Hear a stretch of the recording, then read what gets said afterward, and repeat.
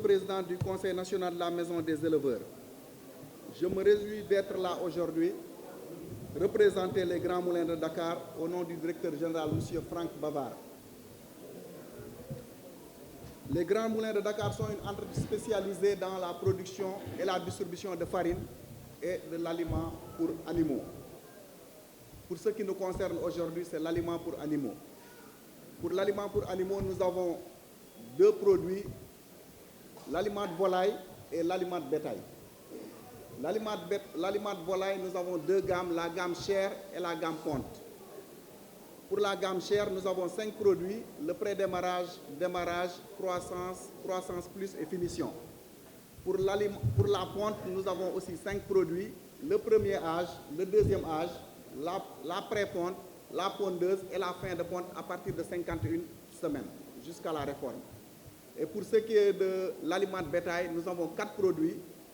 le djarga nac, que vous savez, le bovin, le djarga face, le cheval, le djarga. Je suis en train de faire la publicité là. Ah bon? Non, c'est pour qu'ils comprennent. Voilà, non, bon, d'accord, c'est pas grave. Donc nous avons un partenariat qui lie les Grands Moulins de Dakar au Conseil national de la Maison des éleveurs. C'est ce partenariat-là qui nous amène. Pour ce qui est de ce partenariat, il dure depuis plus d'une décennie.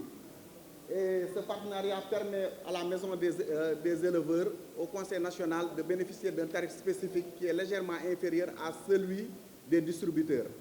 Ce tarif est un tarif spécial de 5% et plus une ristourne de 2% à la fin qu'on remet, soit 7% en définitive. Et ce partenariat dure depuis des années, nous tentons de le consolider. Et chaque semaine, nous octroyons au Conseil national de la Maison des éleveurs un camion d'aliments, voire plus. Nous allons essayer de faire de notre mieux pour peut-être... Donc nous allons essayer, en échange avec la direction générale, nous comptons augmenter ce quota pour que tout le monde s'y retrouve. Je sais que c'est peu, nous savons que c'est très peu, mais vu la demande que nous avons et la tension qu'il y a, nous allons essayer peut-être avec la direction générale, avec Ismaïla Sow, de voir comment trouver les voies et moyens pour améliorer ce quota, Inch'Allah. Donc au nom de la direction générale, des Grands Moulins de Dakar, nous remercions toutes les personnes ici présentes et nous nous réjouissons d'être là aujourd'hui pour participer à cette rencontre. Jërë ngeen jëf, merci. Gannaaw bi ñu sante Yàlla di julli ci Yonent bi sallallahu alayhi wa sallam, monsieur le ministre di nuyu gouverneur ak délégation nuyu éleveurs yëpp yi fi daj. Gannaaw la monsieur le ministre, comme ni ñu ko waxee woon fële léegi rek ci la ñuy dellu donc comme que sama mbokk yi wax nañu jafe-jafe yi man damay wax ni monsieur le ministre pour nga jàppale sàmm yi ci jafe-jafe yi ñu àndal mooy comme li nga gis léegi Ngeexoo ak Sindia muy ci culture foragère yi ñu fexe sàmm yi dem gisal ko seen bopp ñu jàppale leen fu nekk suñu amee suuf lu mu tuuti ñu am ndox dinañu mën a def ay culture foragère donc benn hectare mën nga cee am 58 tonnes ci loolu moo gën a tuuti li ñuy wax su fekkee dañ ko jaay kilo fukki dërëm ci ñetti weer yi da ngay am 2 millions 900 loolu defe naa suñ ci boolee insémination artificielle ñuy pompe nag ñu mun a dem ci nag yi nga xam ne dañ leen di importer monsieur le ministre loolu léegi dama la ko fàttee woon eggale mooy nag yi ñuy importer pour nga gis benn éleveur mun a génne 1 million jënd nag yombul wante nag nan la ñuy def ba nga jàppale leen ci banque yi ñu mun a leb xaalis mun a jënd ay nag di fay par ndànk-ndànk ci organisation boobu ñu doon naan ndimbal nan lañ ci mën a jàppale éleveurs yi ndax pour ñu am ci nag yi ñu importé comme que suuf tey lii nekk suñ problème yépp mooy suuf amatul lenn rek lañ mën a dugg mooy ku nekk mën a sàmm nagam mën a amal nagam lu mu lekk wante nag pour mu am lu mu lekk il faut nit ñi tam nga won leen nit soo koy bàyyiloo dara dañ koy won ba mu teg ci bëtam ndax soo jëlee benn hectare tey nga mun koo béy ci ñetti weer nga am ci 58 tonnes loolu suñ jëlee fii juróom benn éleveur ci département Thiès yóbbu leen foofu bañ gis ko suñ ñëwaatee suñ leen ko defalee dinañ nangu loolu soo jëlee benn nag nga mun ci am fukki litre par bés nag boobu defe naa su ko benn éleveur yoree am ci ñaari nag wala ñetti nag dina mën a toppatoo ay besoin te nag yi dootuñu bëri maanaam li ngay yore dootul bëri wante dina la jëriñ daal mu tuuti mu jëriñ la moo gën lu bëri loo xam ne lii jëriñu wasalaam ngeen baal ma. bismillahi rahmaani rahim. asalaamaaleykum mbokk yi.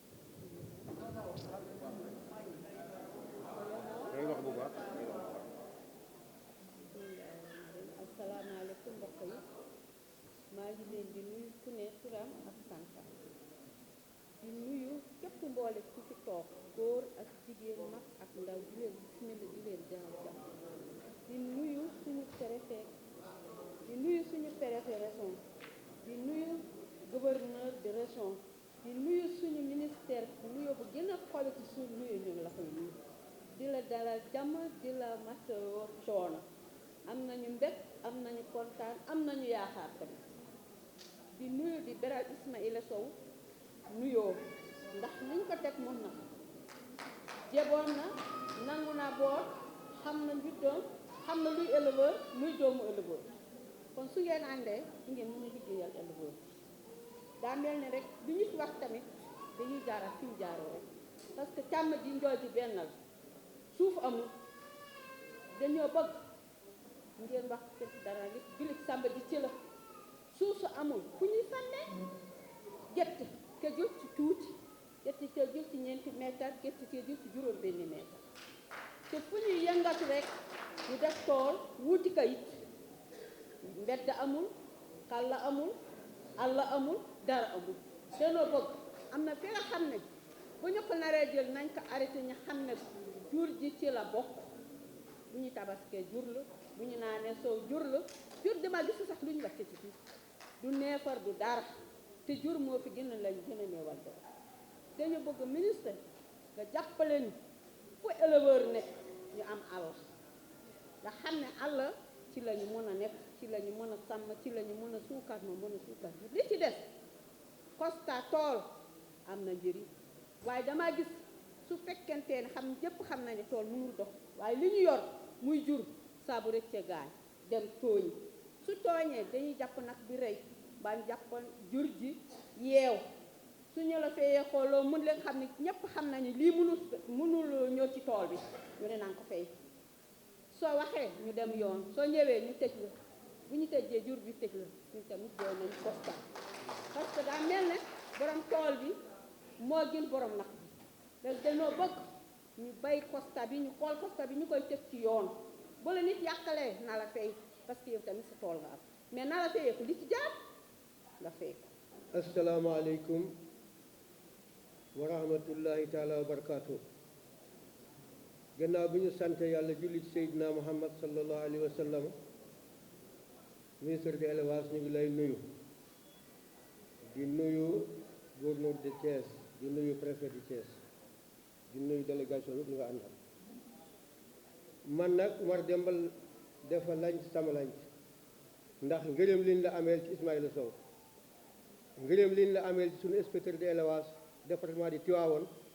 nga décoré ko fan yële ñu ngi lay ci félicité di la sant bu baax a baax ñu ngi lay sant bu baax di la wax ne sant nañu éleveurs yi fi daj yëpp monsieur le ministre région de Thiès département de Tivaouane sonn nañ te sëñ Mbaye Mansour dafa waxoon ne su la yàlla jegee laal ko ndax bu demee xamoo kañ nga koy gisati ministre de l'élevage da nga noo jege ne nga ñëw ci ñun tey nañ ñu may taa ñu wax la suñuy soxla ñëwuñu rek pour ñu xool la nga xool ñu nga dem ñu dem déedéet dañu am ay jafe-jafe yi ñu am mooy tey képp ku nekk Sénégal ngay éleveur xam ngeen nawet bi baaxul repas bi jafe na dund gi jafe na problème gi jafe na te sàmm si juram xiifee mu xiif si juram feebaree mu feebar si juram doyadee mu doyadi ñu ngi lay ñaan Macky Sall ñun éleveurs du Sénégal de ameel nañu ko njukkal waaye moom itam ameel nañu njukkal ndax kenn contrôle ñu ngi ci gannaawam tey ñu ngi ci gannaawam ëllëg yow monsieur le ministre de l'élevage ma yaakaar ne soo nekkee suñu ministère dootuñu jaaxle ndax doomu daara Jolof nga doomu daara war naa xam càmm war naa xam mbéy kon suñ la tegee suñu kanam dañ lay xoole Aminata Mbengue Ndiaye mi nekkoon réseau de Louga kon war na ñoo xam càmm war na ñoo xam mbéy dañ lay ñaan nañu fexe bi sous-préfet yi ak maire yi nañu ubbi àll bi nañu ubbi àll yi ubbi mbedd yi ñu ngi lay ñaan ministère de l'élevage kii nga xamante ne mooy sàmm yi sonn nañu lool te wallahi sonn nañu gis nga tey barke yonent bi dama yor sama 15000 waroon koo jënd saaku ceeb jur gi dama koo bay saaku ceeb bi jënd saaku rakkal ngir jur gi te xam nga ne kon loolu metti na dañ lay ñaan réseau de Thiès gi dimbali ni ngir yàlla nu am repas ñu subventionné ñu ko ñu jàppale ñu benn mën a noyyi yàlla may ñu nawetu barke may ñu sutura suñu teel dañ lay ñaan daal sa gannaaw la ñu féete tey di la ñaan nag nga jàppal Ismaïla Sow jàppal Ismaïla Sow sunu xale la sunu jarbaal la région de Thiès nun sàmmay sonn nañu lool ci li ñu gën a rëy jekk rëy suñu ne ku ñëw mu ne sàmm bale ruural jege na sama tool ñu jàppal la fa toog tëj la ñu wootu borom nay tëj leen loolu de monsieur le ministre métti nañu lool sonn nañu si lool su loolu weesee fii ci département Tivaouane de région de Thiès at bu ne dañ doon am ripaas ñetti yoon waaye léegi depuis février ba léegi gisuñu benn pepp ripaas no ren gisuñu ko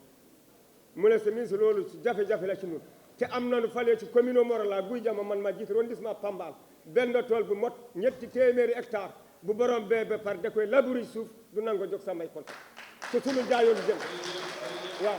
am nañu foofu suñu mbokkee xam ne bu ñu ànd ak seeni nag duñu am fu ñu wëgg dañu jël seeni saret bu ñu ñëwee ñu ne dañuy root ñu ne leen du ngeen fi root di wëgg ay nag mel na nag moom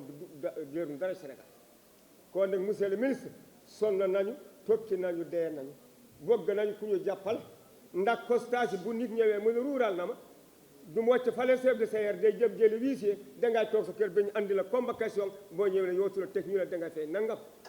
monsieur le ministre boobu la ñu jàppale wax dëgg yàlla sonn nañu lool man nii ngay wax ak yow fii ma dëkk village commune de Notto Guy Jama am nañu foofu forêt Dar Kase boo xam ne en 1957 la woon war na ëpp téeméeri hectare bëgg nañu ñu jàppale ñu déclassé ñu ko defal ñu fa forage ndax ñu fay béy mën a béy culture fourragère mu mën a yor commune bi yëpp monsieur le ministre noonu kan la ko ñaan loolu asalaamaaleykum wa rahmatulah ñoo jóge fu gën a sori ci réew mi waaye ñun ñëpp ba ñu ñëwee ñu xam ne bu ñu tàllalee kenn ku ne dana bëgg wax dañoo yombalal honorable député Aliou Dembourou ñu nekk seetal noo ko defee ànd nañu mu jël Sidel Sow mu wax au nom de toutes les organisations éleveurs mu neex ñun nag gouverneur ci Resongam la ñu nekk mooy valider tous les programmes liste bii ñu def validel nañu ko mais à condition que nañu jàppalante te yàlla tax ngir yàlla ak yonent bi ak xame ak ànd ñu seet kilifa yi fi toog ku jël kaddu bul passé 2 minutes parce que xam nañu aussi lu waay wax rek déjà moom xam nag parce que day jot ay information kon maa ngi leen di gërëm de yaakaar ne danañu respecter loolu monsieur le ministre may daanale au nom de tout le monde au nom de ñi fi toog de le remercier de le féliciter ci lii nga xam ne dafay faral di am ci àll bi temps yi bi ci mujj mooy bi ñu àndoon keroog njum muy yow sa collègue Samba Ndiobène Cheikh Oumar Anne ngeen représenté gouvernement bi ngeen def ay enveloppe ne kenn ci yéen ku ne seet li nekk ci département am mu tëbb ko mu yóbbu ak beneen bi ci topp mooy bi ñu àndoon ma ak yow ñu dem aussi département de Mbirkilaan ak commune Maabo keroog éleveurs yi li ñu fa yàqale tànkam lu woo ko dangaa jël 2 millions boole ci 5 tonnes d'aliments de bétail ak aussi ay médicaments nga yóbbul leen te noonu la ñu koy defalee tout le monde daawul am ci éleveurs yi mais loolu nag nga ñu yóbbante la ci président ñoo ngi koy gërëm ndax falee la ko def mais fii la ko ñii la ko defal mooy ñi toog tey ci salle bi kon ñu ngi lay gërëm loolee nga xam ne innovation bu bees la te ñu dugal ko ci ndimbal ñu ngi lay gërëm de la sant ndax dañu ko rafetlu trop wa salaam.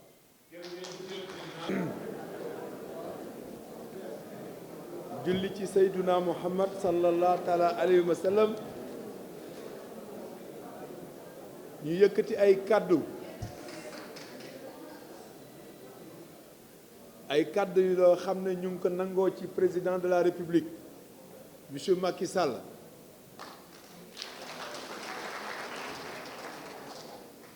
di ko jébbal Ismaïla Sow président de la maison des éleveurs ñu koy wax tamit Galla Aynaabe man nag dama am nattu bu ma toogee ndaje moo xam ne ay éleveurs kese ñoo fa nekk dama ci am nattu ndax waxtaan wi dafay neex ba nga xam ne damay faral di xaabaabal ndax rekk xam li ngeen représenté ci président de la République monsieur Macky Sall bi ma waxoon ne ma élevage de dafay di lu ma bëgg élevage de dafay di lu ma fonk élevage de dafay di lu ma am yaakaar donc mbooloo mi jàkkaarloog man président de la République monsieur Macky Sall nee na ku leen bëgg la nee na ku leen fonk la nee na ku am yaakaar ci yéen la di nuyu mbooleem ñi nga xam ne ñoo représenté ay kuréel te ñëw fii ak fu ñu mënti jóge di nuyu Ifra Sow maa ngi lay nuyu bu baax a baax a baax yal na la yàlla taxaw di nuyu sunu doyen sunu àndandoo ki nga xam ne ñoo bokk bëgg-bëgg muy l'honorable Sidel Sow ñu ngi lay nuyu bu baax a baax a baax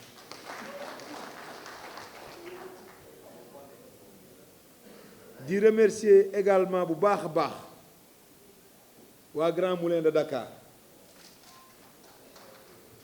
ndax partenariat bi nga xam ne am ngeen ko ak diggante yéen ak waa MDE ñu ngi koy rafetlu bu baax a baax a baax di ñaan yàlla mu xóot te law ba yeneen organisation yi également am bunt boo xam ne mën nañoo liggéey ak yéen di nuyu sunu mbokk yi nga xam ne ñu ngi bokk Mauritanie ñu bokk ndey ak baay dëkk fii am fi njaboot di fi liggéey ndax kenn ku nekk ci ñun léegi xam na diggante bu rafet bu ratax bi nga xam ne président de la République Macky Sall am na ko ak diggante président de la République yi ñu wër yépp rawatina bu Mauritanie bi ñu ngi rafetlu seen teewaay bu baax a baax ndaje bu mel nii nag diggante ministre de l'élevage et des productions animales ak ñi nga xam ne moom la leen yàlla booleeg muy éleveur def naa ne ndaje gënu koo mën a rëy ndax ndajem sottante ay xalaat la ndajem diisoo la ci li ñu bokk bëgg-bëgg ci li ñu président de la république dénk leen ko muy nag pàcc mu am solo mu rëy a rëy ci koom-koomu Sénégal damay wax ne te gëstukat yi feeñal nañ ko boroom xam-xam yi feeñal nañ ko ne élevage bokk na ci ween yi nga xam ne ñooy nàmpatal Sénégal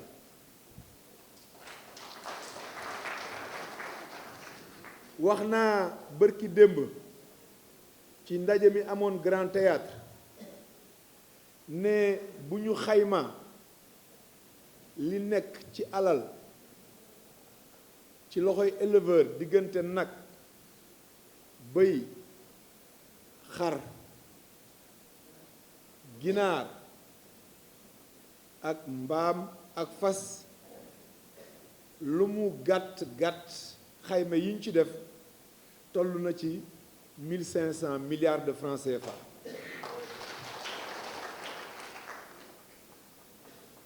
tey def naa ne banque yi gën a rëy ci Sénégal boo daal laajoon boo boolewoon seen capital du xaaja jege donc yéen seen capital loolu nag dafa am solo ndax boroom xam-xam yi gëstukat yi nee nañ tamit élevage réserve la maanaam dafay di ëmb boo xam ne yàlla dëxañ na ci loo xam ne ñi ci nekk di liggéey bu jafe-jafe ne këtt ne jonn ñoom bokk nañ ci ñi nga xam ne mën nañoo jukki ci ëmb boobu faj seeni soxla loolu la ñuy wax résilience nag dafa am solo ci économie ci réew secteur bi nga xam ne nag yéen a ko nekk fare ko muy un secteur très résilient kooku ña fa nekk di liggéey dañ leen a wax gàcce ngaalaam li ñu bëgg ministère de l'élevage mooy sénégalais yi ci seen bopp am beneen gis-gis ci ki ñuy tudde éleveur xëy na bi ñuy nekk ndaw élevage ci àll bi lañ ko daan defee moo tax dañ daan wax ne kii def élevage ca àll ba la nekk waaye nag élevage léegi dem na ba nar kepp réew mépp tey contribue bu baax a baax ci koom-koomu réew mi kon kooku sénégalais bi nga xam ne mi ngi ci taax yi am na beneen bët boo xam ne war na ko xool mbooleem koo xam ne yaa ngi ci biir élevage pour ñu waxtaan tuuti ci jafe-jafe yi nga xam ne jukki ngeen ko fi parce que sànq nee naa ne damay soxla bu baax ndaje yu mel nii jukki naa ci ay poñ bokk na ci li ñuy tuddee aliment de bétail xam nga président de la république parce que du ma tàyyi quand même di ko wax naa ko sànq ngeexoo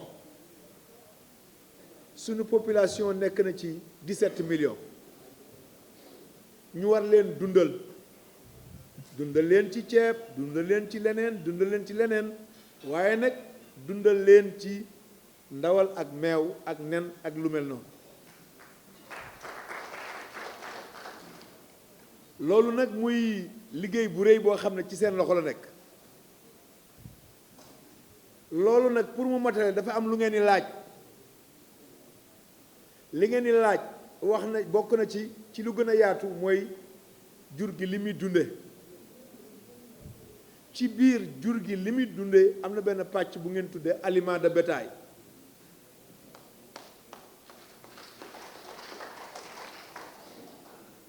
man de samay way jur ba ñuy sàmm sideel mii xam na ci dara ñoo bokk fi mu dëkk boobu xamuñ guñ woon aliment de bétail boobu àll bi def na yàmbalang rek ñu yor seenu yet dem di sàmm àddina di dox donc ba léegi aliment de bétail ñëw parce que dafa am njëriñ aussi aliment de bétail boobu dañuy wax ne 100 kilos boo ci jël mboq la te mboq boobu nag bitim réew lay jógee bitim réew moo muy jógee jafe-jafe dab ko ci wàllu guerre ak lu mel noonu ba tax na fa mu daan jóge nam fa daan jóge tollootinu ko te dañuy wax ne lu ñàkk rek seer pour expliquer li nga xam ne mooy jafe-jafe yi am bi loolu commencé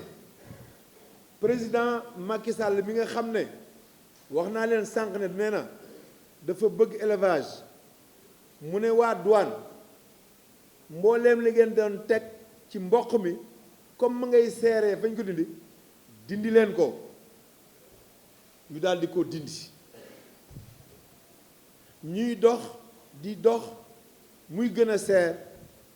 mu ne yeneen xeetu taxi yi ay TVA yi ñu daan teg dindi leen ko li ma bëgg a wax foofu waar wi nga xam ne président de la république bay na ko ci mbooleem loo xam ne daf daan diisal prix bi te gouvernement daan ko jëfandikoo pour liggéey li ngeen ko dénk loolu lépp président daf ne nañ ko teggi pour que mu gën a yomb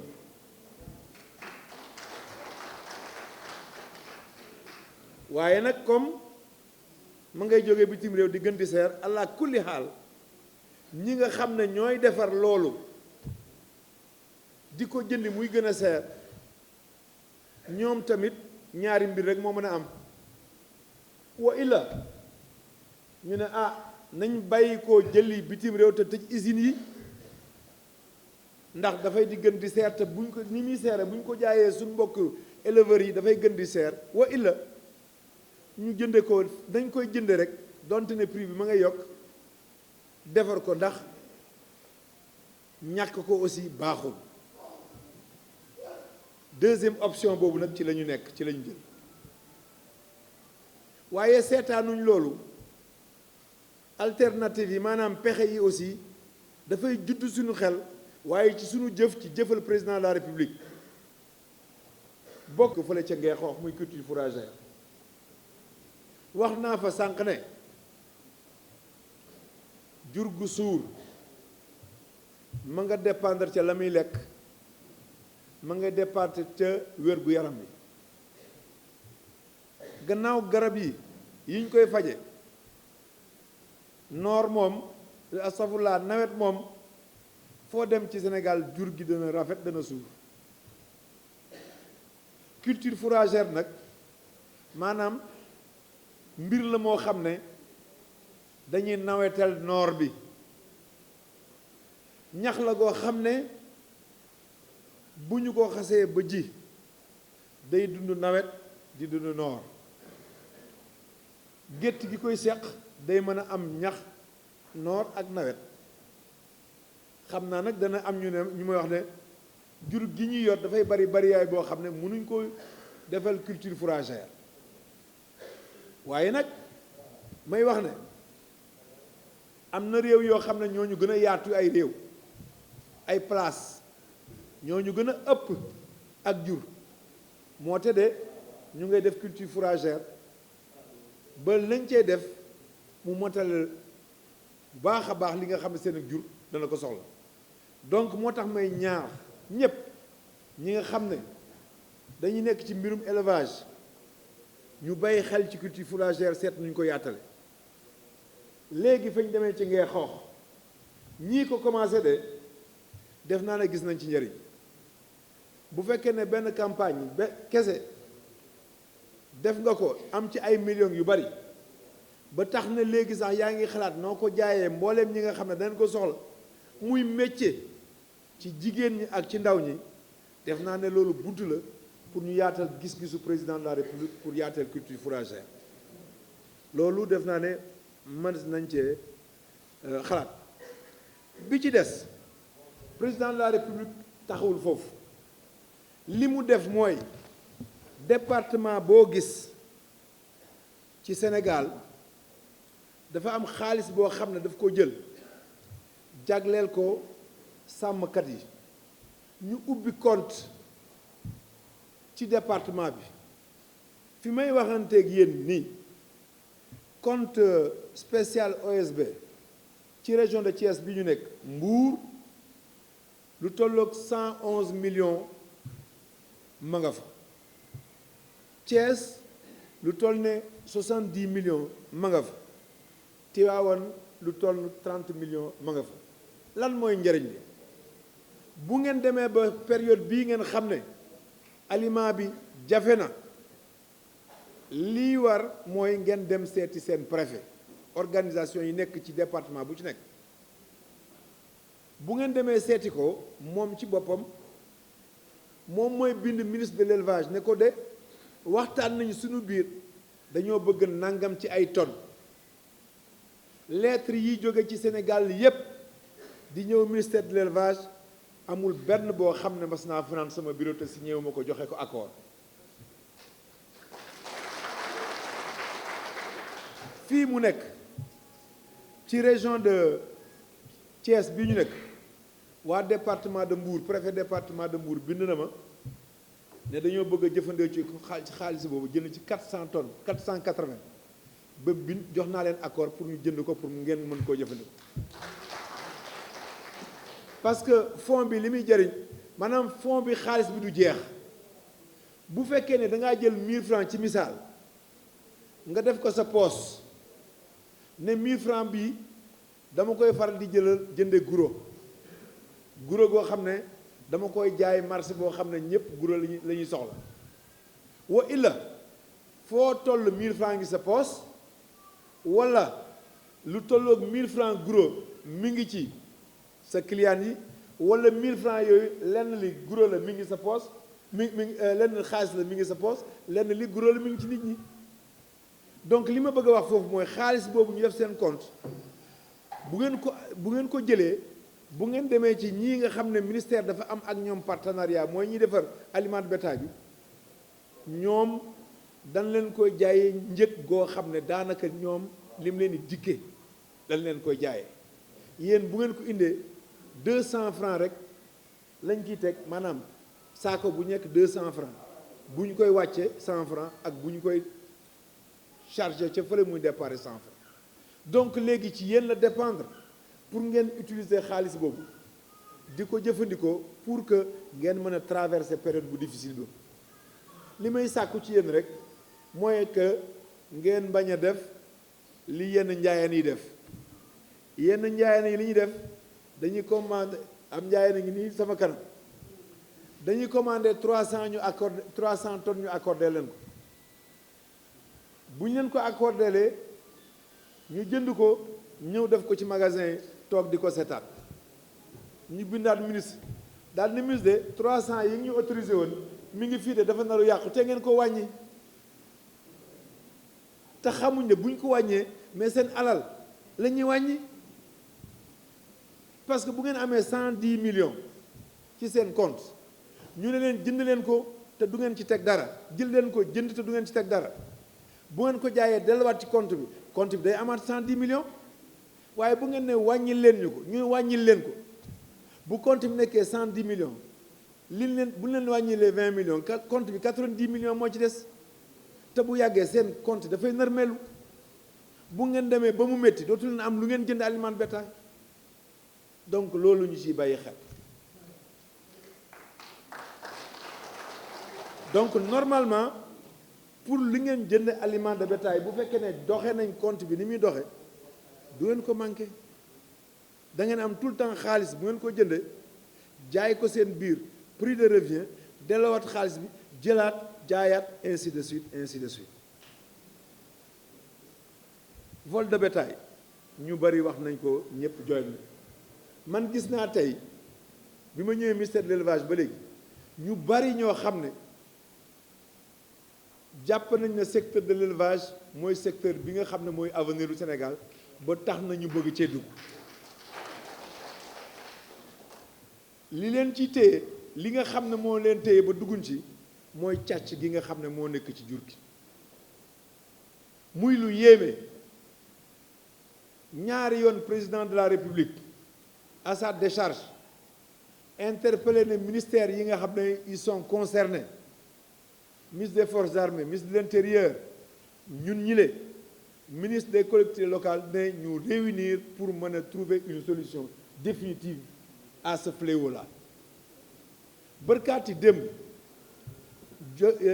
dalal naa ministère de l'élevage génn kuréel gu am pas-pas bu nekk ci région de Thiès ci zone Noto am loo xam ne tàmbali nañ ko lu am solo ñu fas yéene bu ñu jógee fii nii wax naa leen ko dig naa te bu ma yàlla may bakkan bëgg naa ko def dañoo bëgg a commencer par région de Thiès ñu def benn CRD spécial sur le vol de bétail jox naa ndigal donc di ci massawu bari na fi mu daal ci Sénégal donc mais je pense que jot na nag pour ñu mën cee taxaw pour am une solution définitive li may wax ci diggante baykat ak sàmmkat daan naa dégg de mel na mag mu baax mu ne diggante baykat ak sàmmkat seenu diggante ca tool ya la woon dafa mel ne diggante gerte ak dugub ca tool ya lañ bokke ku leen gis ci biir kër yi nag def ne seenub ànd wala seen mbokk ci kër gi la da ngaa juum seen ak mbokk ñu nga woon ca tool ya ca àll ba la woon fi mu nekk am na loi boo xam ne effectivement loi agro-sylvo-pastorale nga xam ne mébétam mooy saafara problème yi nga xam ne yu bare yu nekk ci diggante bi loi boobu dem na dikkaat ñu sopp ci dem dikkaat ba def naa ne yi ci mujj def nañ ko fii ma leen wax ne loi bi mi ngi ci taabalu secrétariat général du gouvernement pour ñu présenter ko conseil des ministres ci lii ma am ci li nga xam ne ministre bi nga xam ne moo ko yor nee na ma ci lu gaaw a gaaw danañ ko présenter parce que aussi secteur bu ci nekk dañoo bëggoon secteur bu ci nekk kenn ku ci nekk gis wax la nga xam ne moom ngay séentu ci taxawaay bi nga xam ne moom nga war a am ci Sénégal muy baykat bi muy sàmmkat bi mooy ñi nga xam ne ñooy eaux et forêt ñoom ñépp ñi nga xam ne ñoo seq àll bi kenn ku ci nekk wax li nga xam ne buñ ko defee te mën a joxaale cër sa moroom déggoo boobu mooy li nga xam ne moom lañ tënk ci loi boobu mi ngi ni toog pour mu préparer réunion boobu ñu commencé ko fii ci région de Thiès bu boobaa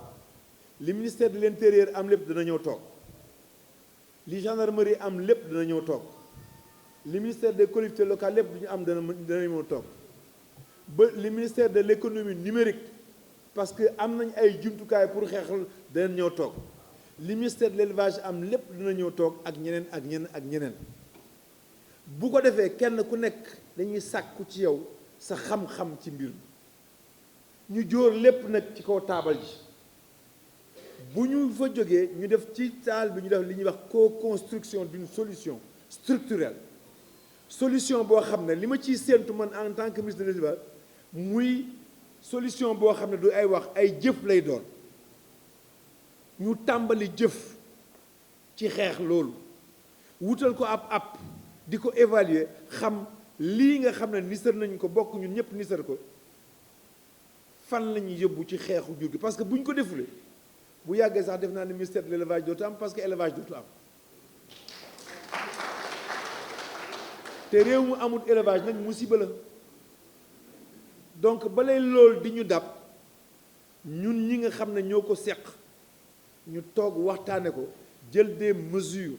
am benn plan de guerre contre le vol de bétail loolu am nañ vraiment jël nañ loolu pour ñu mën ko defee dans les semaines à venir baax di leen sant bu baax également ci taxawaay bu nga xam ne bu rafet bi ngeen xam ne yéen a ngi koy def ci mbirum course ma di leen annoncé fii ne ministère de l'élevage ren commandé na fukki étalon pur sang njott naa ne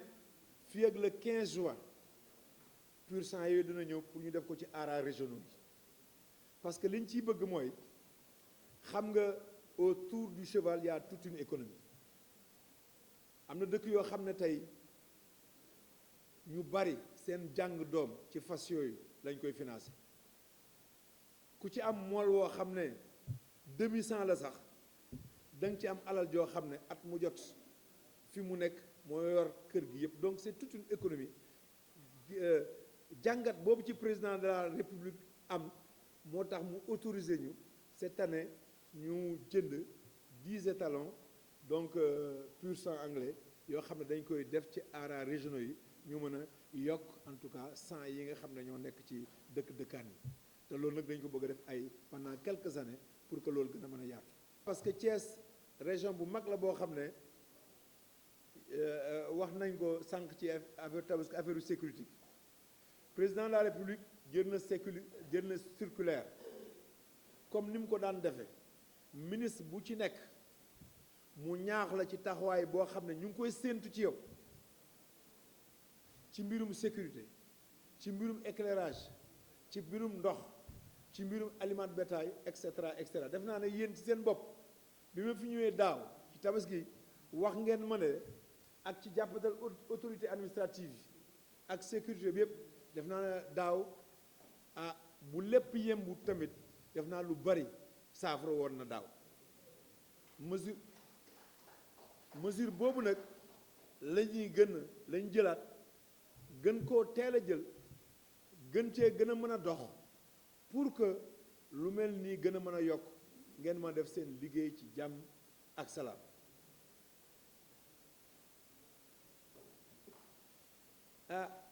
Isaaxa ñu ngi lay gërëm pour course yi parce que ku ne course na Thiès te Ismaïla wax benn plaidoyer bu ñu war a porter au président de la République pour que àll bi fi des ñu seet naka la ñuy def ba éleveurs yi gis ci seen bopp xam naa ne loolu lu ñuy waxtaane la donc idée bi meññ na tey donc dañ seet nu ñu koy mën a waxtaane ba seet effectivement yan solution effectivement lañ ci mën a am de la même manière am na loo wax également jëmale ko ci FONSTAB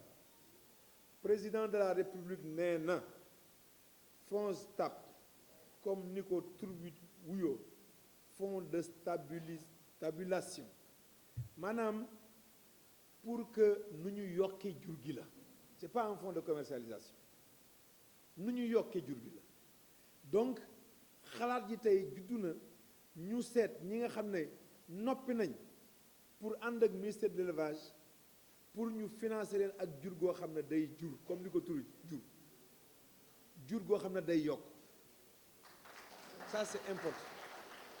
parce que sunu cheptel bi def naa ne docteur wax na